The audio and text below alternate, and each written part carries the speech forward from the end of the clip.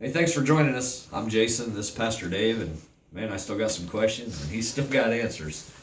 Um, Dave, I've run into this myself, and I think this is a question that maybe even one of our viewers may have wanted asked. And the question is should we believers, should we Christians be judgmental? Should we be judging things, judging people, judging situations?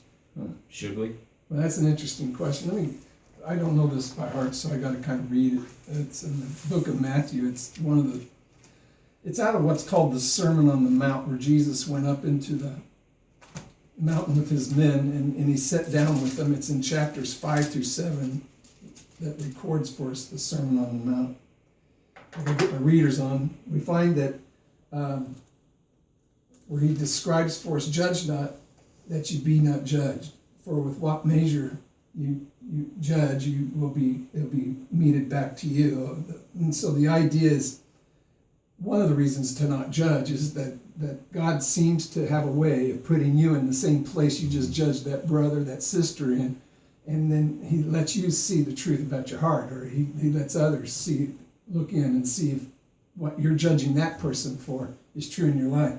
So you get this idea where he says, take the plank out of your own eye, you hypocrites. First remove that plank, but then he says, first remove the plank from your eyes, and then you'll see clearly. So it's not like saying that judgment, there isn't a place of discernment, there isn't a place of that I can see and realize call a spade in the sense of the real questionable things that we find in life. But he talks about our preparation of our heart first, is the idea that I realize that I need to not judge my brother, and that I need to take inventory of my own heart. He says, judge not that you be not judged.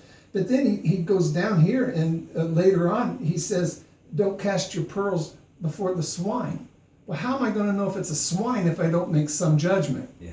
And so the idea of judgment is obviously not taking out of the picture discernment. I need to have some discernment that comes from the Spirit of God that enables me to see the truth about what people are saying to me and what's really being done or what I'm seeing. And so judgment's an interesting subject because we kind of throw it all out with this idea that I don't speak up about anything. No, that's not what the scriptures say. The scriptures really talk about you looking in your own heart first and judging your own heart.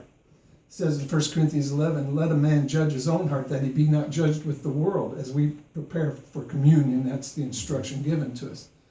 So the idea of judgment is really me judging myself, and with that idea that I will have discernment about where people are, what people are saying to me, what's really not true, what is true. False prophets, take heed unto the false prophet. He says that in the same chapter. How am I going to know that if I don't have judgment?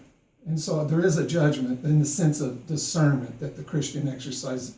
But to begin to take that to the level of me becoming the authority and looking down on people and becoming very rigid in my legalism, and that you're not lining up with what I believe should be what you should be doing, that's absolutely what he's talking about, that he's going to put you on the same level and he's going to show you the truth of your heart.